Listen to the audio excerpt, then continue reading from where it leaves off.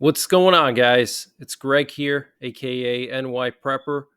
It is Monday, October 30th, 2023, and I have another emergency alert to share with you guys.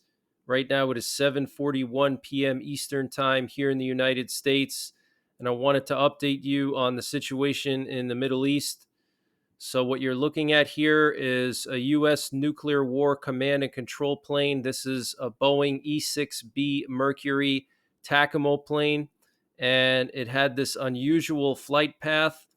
It just landed in Stratcom in Offutt Air Base, and these planes are responsible for remotely launching all of our Minuteman III ICBMs in the event that ground-based command and control gets wiped out.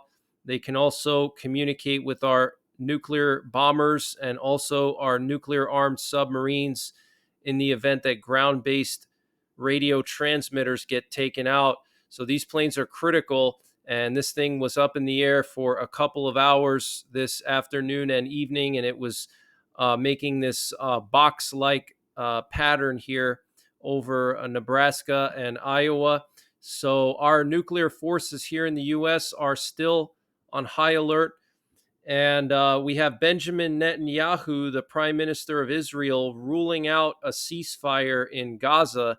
And he said that this is not a time for a ceasefire. This is a time of war. So I'm going to actually play a video clip for you of him speaking earlier today. So let's listen to this clip. Just as the United States would not agree to a ceasefire after the bombing of Pearl Harbor or after the terrorist attack of 9/11, Israel will not agree to a cessation of hostilities with Hamas after the horrific attacks of October 7th. Calls for a ceasefire are calls for Israel to surrender to Hamas, to surrender to terrorism, to surrender to barbarism. That will not happen. Ladies and gentlemen, the Bible says that there is a time for peace and a time for war. This is a time for war. So pretty strong words there from Benjamin Netanyahu comparing what happened to Israel on October 7th to 9/11 and Pearl Harbor. So there you have it from the horse's mouth. Israel is not going to agree to a ceasefire as much as the UN and Western Europe and various countries are trying to push Israel into a peace deal of some kind. They're refusing to do so. And I personally believe that Benjamin Netanyahu was chosen by God to lead Israel in these end times, because any other Israeli leader would have caved in already. Okay. The last guy, I forget his name, he would have already caved in. He probably would have done nothing to respond. But Benjamin Netanyahu is a patriot. He also served his country in the Israeli military. Him and his brother were responsible for freeing like hundreds of Israeli hostages decades ago. He actually lost his brother on that operation. You can read about that. It's a very interesting operation. They literally flew to an African country. I think it was Uganda. I can't remember the actual country. But basically, these terrorists kidnapped like an entire plane full of Israelis and flew them back to Africa and held them hostage. And the Israeli military, with their special forces, they flew over to this country. And I forget how I don't know if they parachuted or how they were inserted there. But Netanyahu and his brother were the architects of this plan to rescue those hostages, and they were able to rescue them and fly them back to Israel after a confrontation with that African country, and he lost his brother in that operation. So, we're not dealing with some lightweight here, okay? Netanyahu is a patriot, and he also said like a year ago that he wants to solve the problem of the West Bank, meaning it's very possible that Israel could try to force out the Palestinians from the West Bank and take control of it and annex it after they're done with the Gaza Strip. So we'll have to wait and see how things play out, guys. But I personally believe that God chose Benjamin Netanyahu to rule over Israel in these last days. Okay. Uh, the U.S. also ruled out a ceasefire in Gaza. National Security Council spokesman John Kirby said that we do not believe that a ceasefire is the right answer right now. We believe that a ceasefire right now benefits Hamas, and Hamas is the only one that would gain. What we have said is a temporary, localized humanitarian pauses. Okay, so pretty surprising commentary there by John Kirby. So the Biden administration is taking more of a Republican approach. They're being very pro-Israel. Usually the Democrats are anti-Israel, but this is very interesting. And we have unconfirmed reports that Iran will be closing the Strait of Hormuz. This is unconfirmed, okay? But we do know that a U.S. aircraft carrier is on its way to the Persian Gulf right now. And if you watched my last update, I found the location of the second aircraft carrier. It's just southeast of Sicily. Okay. And the way I was able to find that is I saw a C-2 Hawkeye, which is a special plane used to bring supplies to aircraft carriers. I saw one on the flight radar landing in the middle of the Mediterranean, and planes don't land in the middle of an ocean. Okay.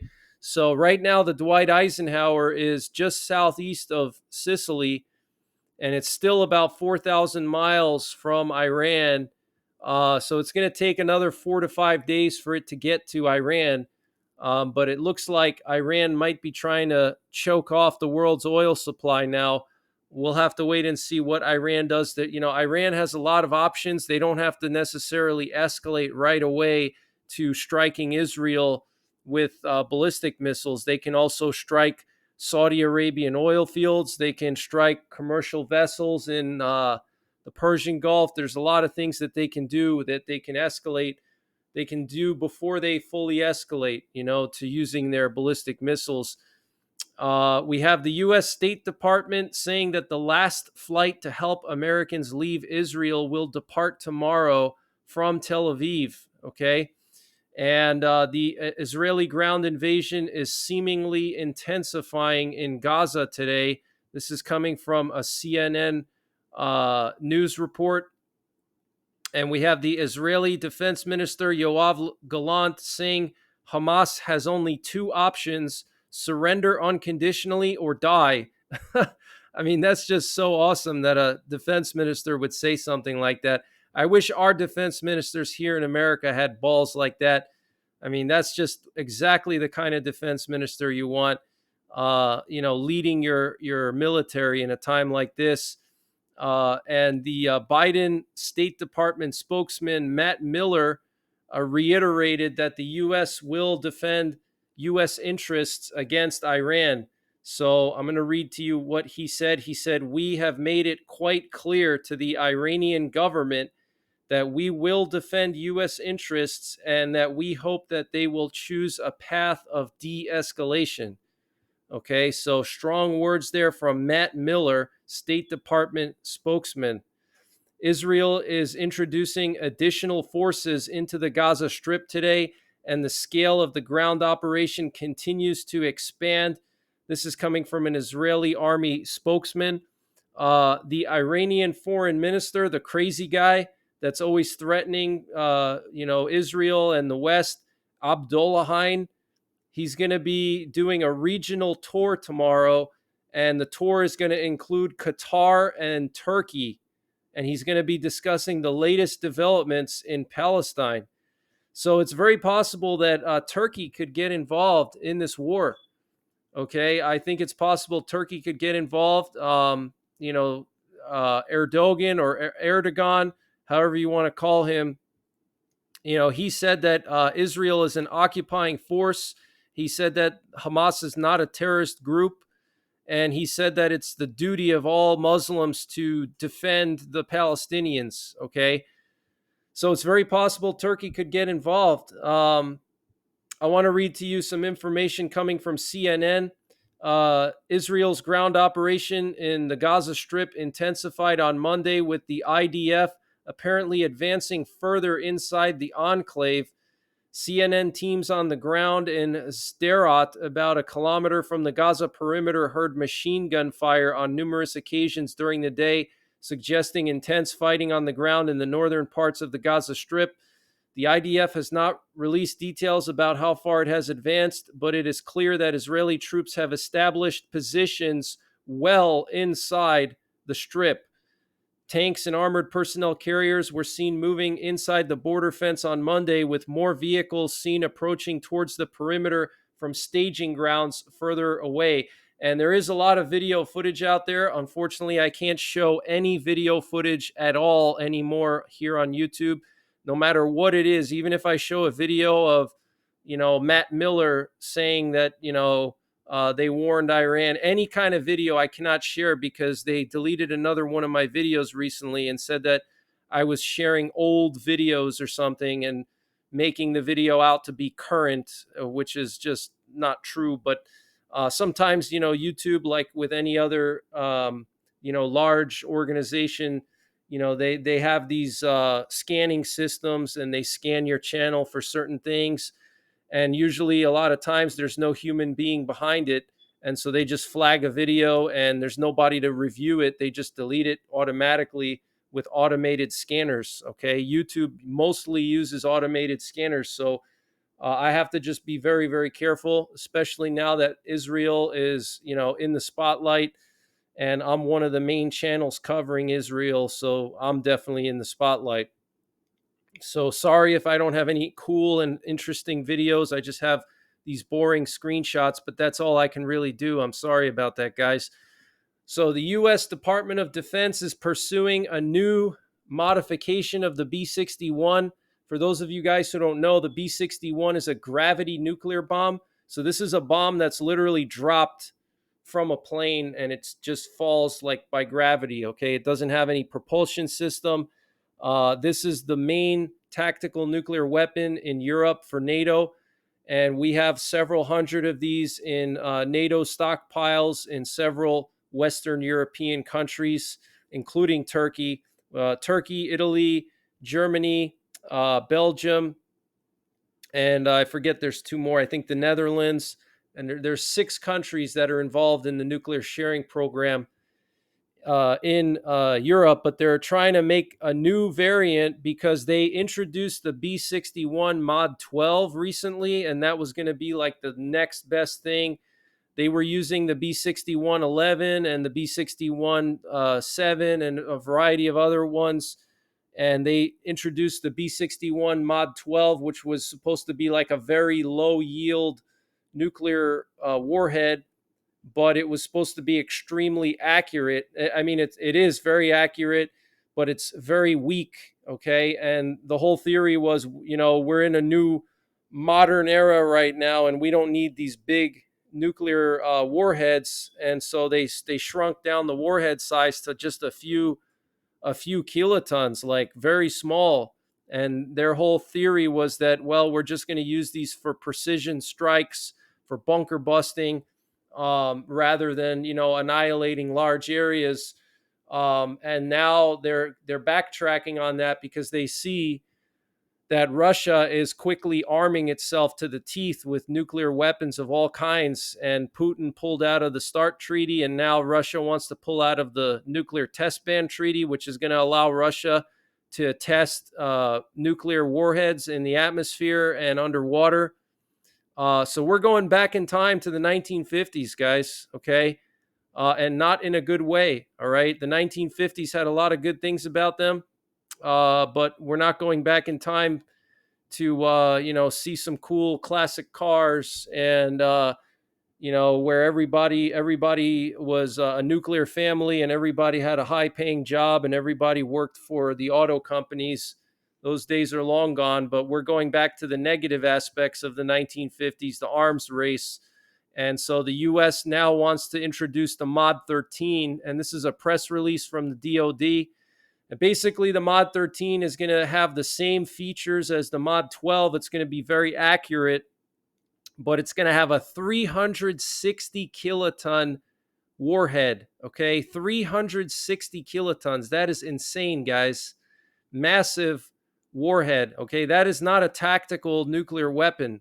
That is basically a strategic nuclear weapon disguised as a tactical nuclear weapon. Okay, that's the same yield as our Minuteman III ICBMs, the warheads we have on those, the W87 and the W78 warheads, which are 300 and 330 kilotons. That's what we have on our land-based ICBMs. These are going to have the same yield as our ICBMs that are based on land. So these are not what you would call tactical. These are basically strategic, but they're deployed close to the theater. Okay, so that technically makes them tactical, but they're basically strategic weapons disguised as tactical weapons. So this is a huge announcement here. Okay, the U.S. is up arming itself. Just 2 weeks ago, they did an underground nuclear test in the desert here in the U.S. They tested a few weeks back.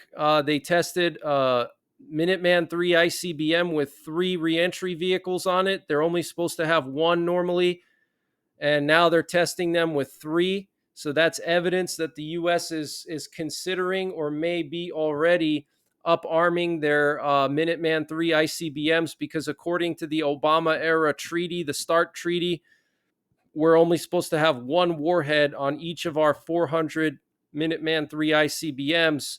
We took 2 warheads away from all of those 400 ICBMs thanks to Obama, and it looks like we're now rearming those missiles, okay, because Putin announced that he's not going to abide by the START treaty anymore. So now we're frantically trying to rearm, and Russia's already been armed to the teeth because they never abided by any of these treaties. That was just basically just a BS treaty that, Russia never honored. And the Democrats always bragged about being the masters of peace. So a U.S. representative to the UN Security Council said, "We will respond to any attack on our facilities or interests in Syria."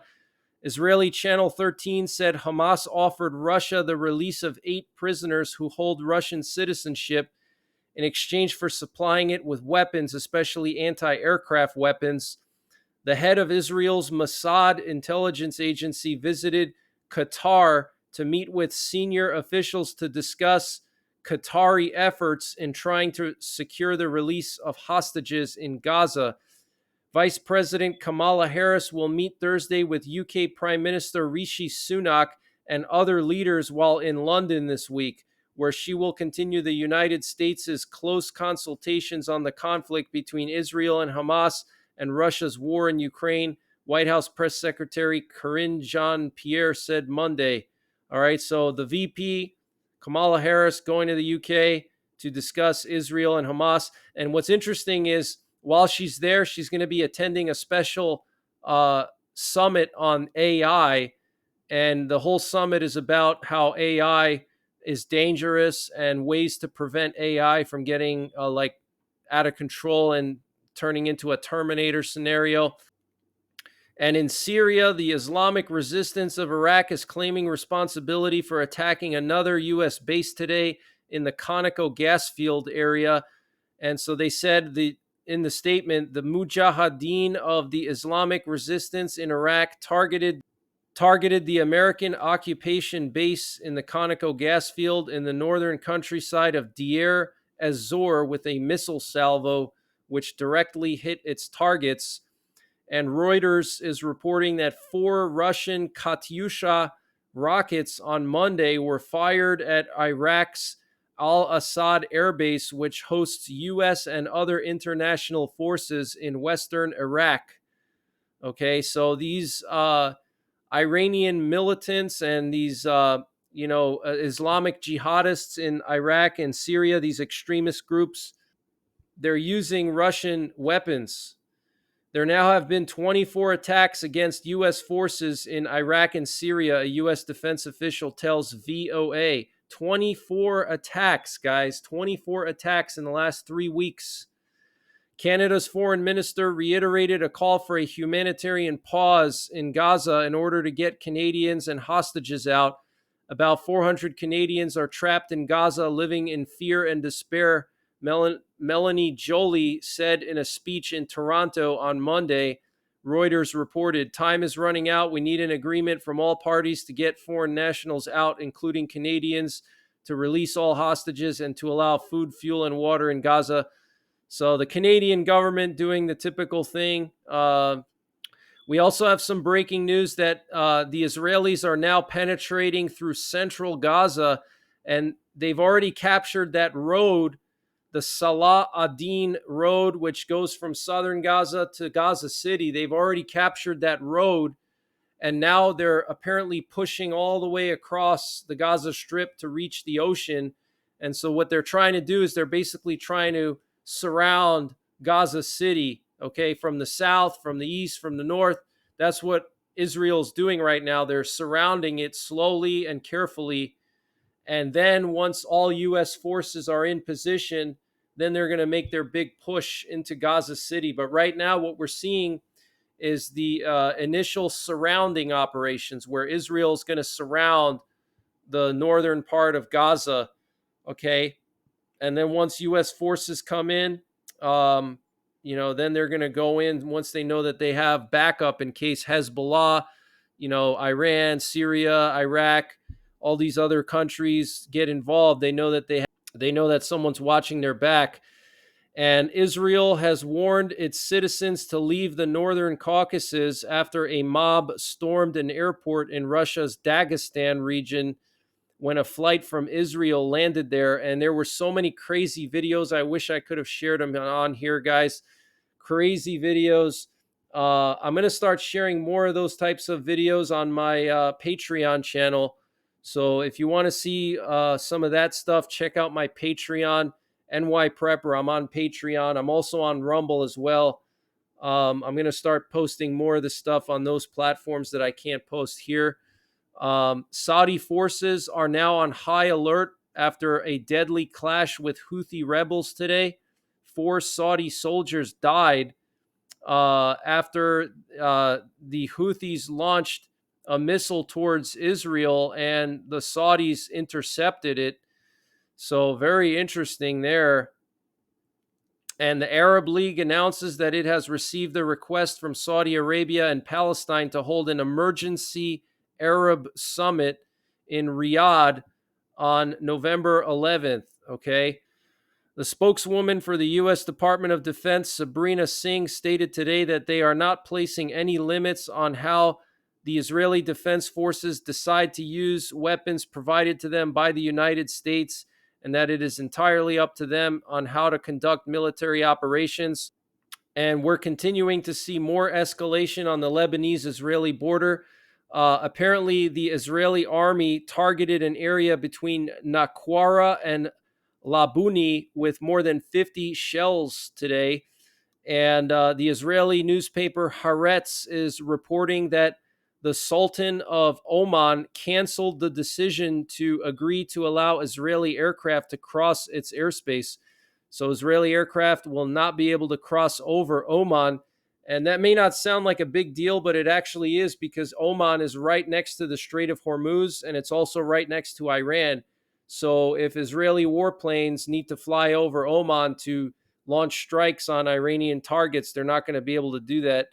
At least not, legally. I don't know if Oman has any capabilities to shoot down Israeli fighter jets, and this week we could see 4 ICBM test launches from 3 separate countries. Russia, the US, and France are all going to be testing ICBMs. In Russia, they're going to test the Sarmat from the Plesetsk Cosmodrome and the Bulava, which is a submarine-launched ballistic missile. They're going to test that one from the White Sea. And then in the U.S., they're going to launch another Minuteman III ICBM from Vandenberg. And then in France, they're going to launch a submarine-launched ballistic missile, the M51, from Biscarrosse. And the lieutenant general of the Chinese PLA said that the Chinese invasion of Taiwan would be just and legitimate. So that's pretty crazy. And here we have a picture of Israeli reconnaissance aircraft flying over the Gaza Strip. This is pretty new. They haven't been flying directly over the Gaza Strip just yet, but now they're actually flying over it. And this thing was airborne basically all day. And here we have that statement from the Islamic resistance in Iraq, claiming responsibility for attacking yet another U.S. base. This one was near the Conoco oil field or gas field. And here we have a picture released by the Japanese Ministry of Defense yesterday, showing the locations of 6 Chinese warships. And here we have 2 guided missile destroyers, 2 intelligence collection ships, 1 frigate, and 1 oiler. Okay, an oiler is just a refueling vessel. So 2 guided missile ships, 2 reconnaissance ships, and you can see that they're right near Japan, okay, near Okinawa. Look where they are. All right, so very, very concerning. And North Korean leader Kim Jong-un said Japan no longer needs to be on the map. All right, so that's some of the latest information that I have, guys. I wanted to update you with the situation in Israel. And also, I forgot to mention that the DoD released this press release here. Apparently, the U.S. Department of Defense and the Lithuanian Ministry of Defense are going to be entering into some kind of a supply arrangement, which is pretty concerning because the last couple of weeks we've seen a lot of NATO reconnaissance activity over the Baltics and a lot of high priority reconnaissance planes flying over. So I don't think that this is just a coincidence. I think something could be brewing up out of Kaliningrad. Maybe Russia's going to try to attack the Baltics out of Kaliningrad.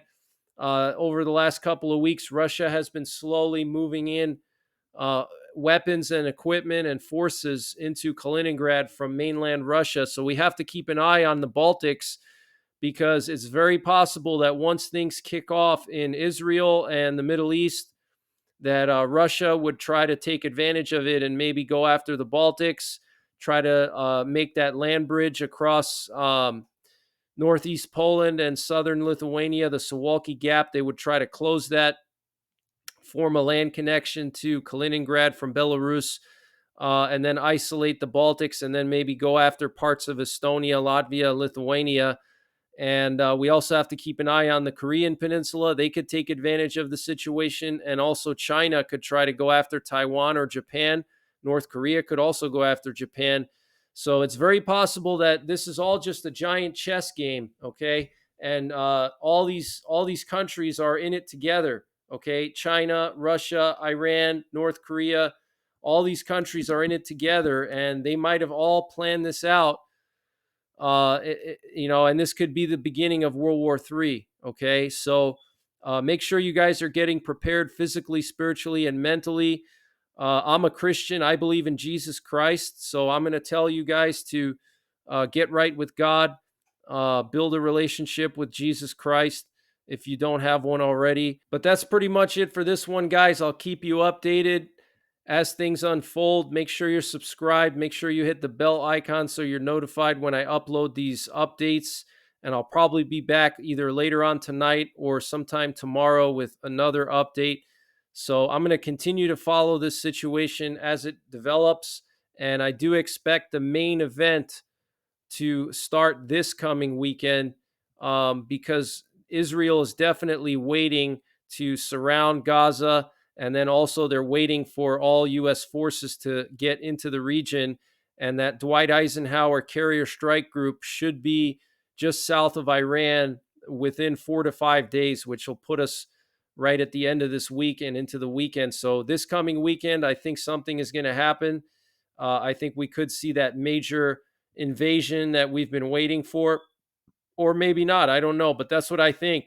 Once U.S. forces are in position, then it's going to be up to Israel to go in, whenever they choose. But that's pretty much it, guys. Take care. God bless. And don't forget the 3 Ps: prepare, practice, and persevere.